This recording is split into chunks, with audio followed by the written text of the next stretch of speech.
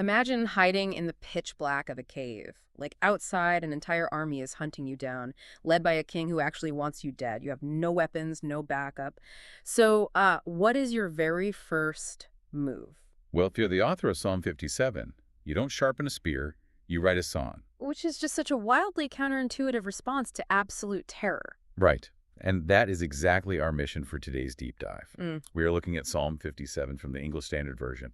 We're exploring a record of David fleeing for his life from King Saul, trapped in that literal cave. And somehow he engineers this complete shift from sheer panic to ultimate triumph. Exactly. Okay, so let's unpack this. The physical reality he is facing is terrifying, but he describes it using these really wild, visceral images. Yeah. In verse 4, he says his soul is in the midst of lions and fiery beasts. Right, and he specifies these are people whose teeth are spears and arrows and their tongues are sharp swords, which, feels like a psychological survival thriller. It really does. It perfectly captures how an intense verbal or social attack feels to you today. What's fascinating here is the heading notes. This is a miktam. A musical term, right? Exactly, a musical or liturgical term. And that is not just historical trivia. When you are cornered in a cave, your brain's amygdala is screaming in fight-or-flight mode, Oh, for sure. but engaging in a structured, rhythmic task. Like composing poetry. Yeah, composing poetry or music forces the prefrontal cortex to engage. Hmm. It actively overrides the panic.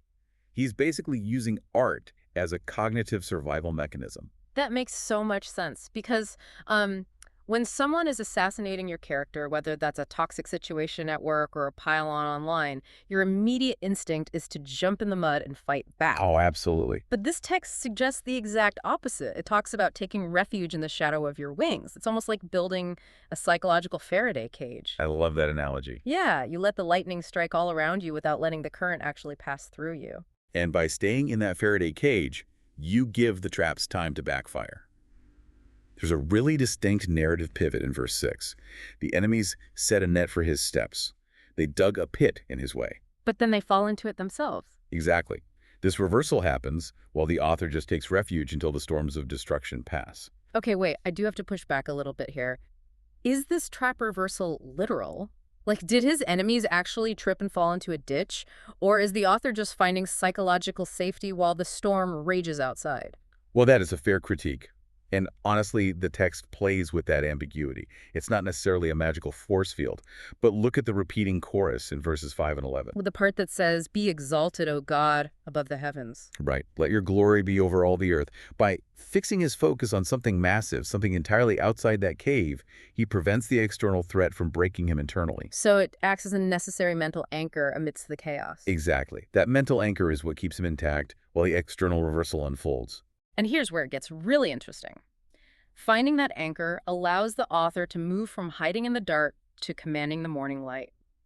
Back in verse 6, his soul was bowed down. He is literally describing curling up into a defensive posture. Yeah, but by verse 8, he cries out, "Awake, my glory!" And the footnote translates glory as my whole being.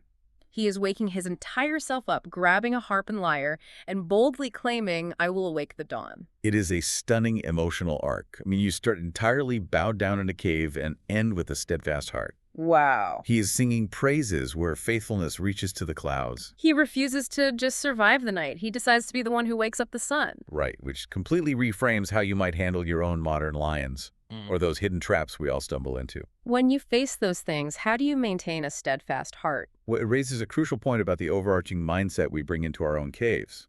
The opening heading of this piece notes it is said according to "do not destroy." Oh, wow. The phrase "do not destroy" is fascinating because scholars debate who it's actually directed at. Right, is it a plea to God for survival?